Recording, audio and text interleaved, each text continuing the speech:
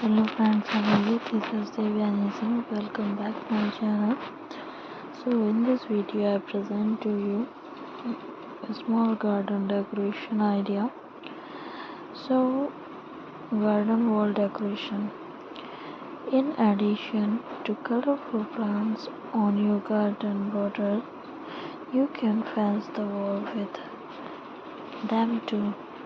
You can use lush green foliage and pretty bloom like bougainvillea and lavender, to name a few, to cover the walls and fence.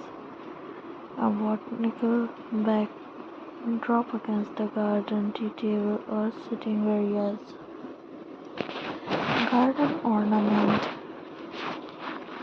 The list of creative garden decor ideas also include garden ornaments. Different ornaments can be included, such as garden ropes, gazing spheres, ceramic frogs, and other garden statues and sculpture to add more life to garden.